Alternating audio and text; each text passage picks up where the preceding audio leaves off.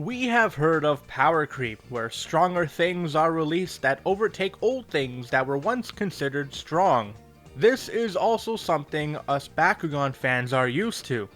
However, sometimes the right circumstances come together that make something old even better. In this video, I will be looking at the Bakugan that got stronger over time, in no particular order. First up, Ventus Trox Ultra. First released in Wave 2 of Battle Planet, this Bakugan was stuck with only its horrible Diamond evolution for a full set until Bakugan Resurgence came and gave it a proper evolution. Titan Trox Ultra is a 5-cost evolution with the stat line of 1010 and the Victor ability of allowing you to energize any amount of cards from your hand uncharged. This is a great effect for ramping, but what really lets this Bakugan hit the next level is with its other effect. If you have a Winton Styles hero card on the field, Titan Trox Ultra gains 1000 B power and 10 damage, making the total stat line a whopping 2020 before any other additional boosts. What held this Bakugan back was that it needed Winton on the field to reach its full potential, and while the main Winton Styles hero card was actually good, the amount of resources needed was similar to Pyrus Titan Dragonoid, and that Bakugan gained 2000 B power when a Dan hero card was on the field, so it made Ventus Titan Trox Ultra look like just a worse version of Pyrus Titan Dragonoid.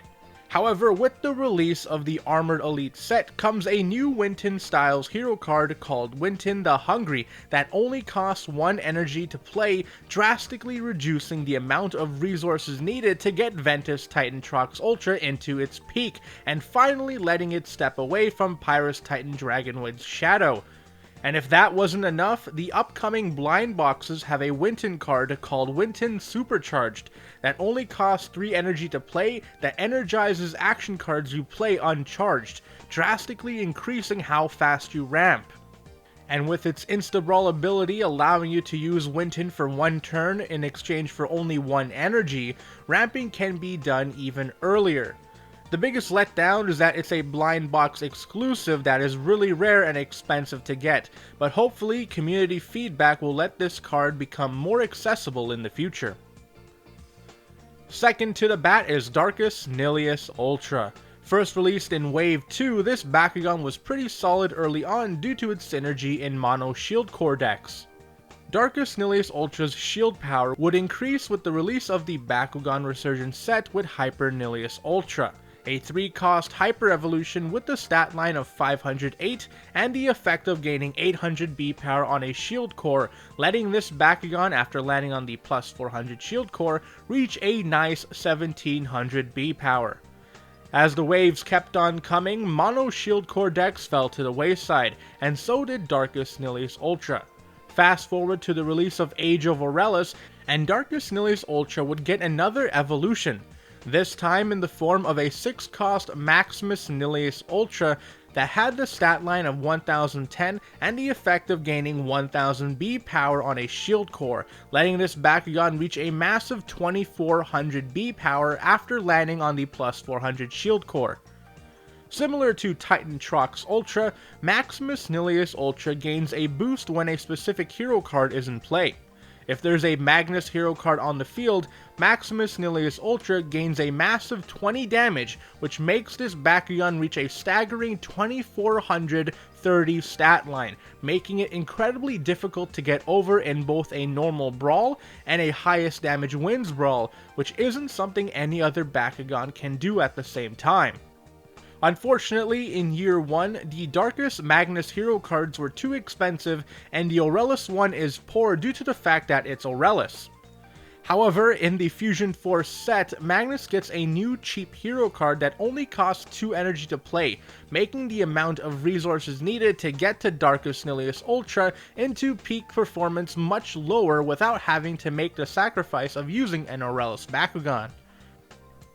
Ventus Lupitheon Ultra was a fan favorite in Bakugan Battle Planet. However, its hyper evolution, while cheap to play, had an effect that gave it a boost of 500 B power and 5 damage when a card that cost 5 energy or more was played. Back then, there were only a couple cards you could combo with well with Hyper Lupitheon Ultra like Tuskguard and Chaos Suplex, but overall it was too expensive to be worth using. However, in year 2, a new playstyle called Sync was born, and that playstyle is all about revealing cards and in turn getting bonus effects, with the most popular style revolving around Howling Shellbomb, a 5-cost action card that increases B power by 1000 and can be played for free if another card causes you to reveal this card from the hand. Conveniently, the 0-cost Falling Strike and 1-cost Aqua's Freeze Beam action cards are both cards that allow you to reveal a 5-cost card from the hand to gain bonus effects. So all this piles up and it spells a big win for Ventus Lupitheon Ultra, who can now get its effect off for free on a more consistent basis than before. While its over-reliance on the combo is what hurts it, it's hard to deny that this Bakugan went from not being worth using to being fun to play around with. Darkus Krakelios Ultra is more simple compared to the other Bakugan I have mentioned. Darkus Krakelios Ultra was a Darkus Bakugan with 2 Helix cores that didn't really see much play, probably because of the environment of the meta back then not taking kindly to a Bakugan that hit 0 damage, and because Fire Fist and Magic Shield core Bakugan were around the same power level and didn't have to sacrifice not hitting 0 damage to be strong. However, in year 2, the release of Aqua's Hydrus core shifted the game. Now Helix core Bakugan are the top dog, and if you could spare a Helix core, you may see a spot on a team. Let's be real, the best B-power Darkus Bakugan right now is Darkus Ramparian Ultra, however it does not have a spare Helix core to share. Now this isn't really that big of an issue because Ventus Dragonoid core, which you should probably be playing with Aqua's Hydrus if you're playing Sync, has a spare Helix core to share. However, what if you don't have the evolutions that make Dragonoid core worth using? What are you gonna do with no spare Helix core? You could go the damage route with Darkus Rairazu, but if you prefer B power, your options are Darkus Batrix Ultra, but good luck getting that if you're not in an area deemed worthy enough to get Bakugan Pro products. Or you can use Darkus Krakelios Ultra. Yeah, you're sacrificing 50 B power, but 1400 is still respectable, and you do get a spare Helix core out of it. Yeah, this isn't the best, but hey, this video is about Bakugan that got better, and you can't deny that Darkus Krakelios Ultra got better due to circumstance. And to cap off this video, here is a Bakugan that I really wish didn't get so much better over time. Titan Dragonoid. This Bakugan was released with the Maximus Dragonoid toy. In base form, this Bakugan has a stat line of 703. Back then, this stat line was above average, but what made this Bakugan special was with its evolution, the 10-cost Dragonoid Maximus, with a stat line of 2500 B power and 10 damage, and the effect that lets you win the game if you have the Battle Planet hero cards Dan, Winton, and Leah on the field at the same time. However, the combination of needing a lot of resources to win, and the fact that Ventus and Chaos didn't really have strong Bakugan for the early game, it kept Dragonoid Maximus from being on the top. However, in year 2 with the release of Chaos Trox Ultra and Ventus Ramparian Ultra, the issue of early game struggles were dealt with and protection for the hero cards was given in the form of Honey Trap, making the Dragonoid Maximus win condition deck more powerful and consistent. And the reason why I say I wish this Bakugan didn't get so much better over time was because it was locked behind as an exclusive for an expensive toy, which is never something that's healthy for a game.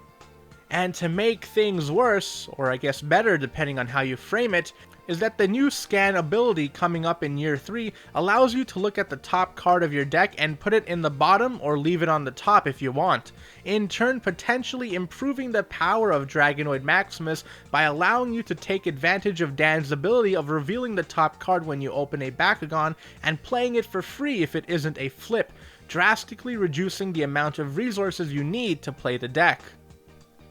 Well, this has been Zeonic Blader with some Bakugan that got better over time.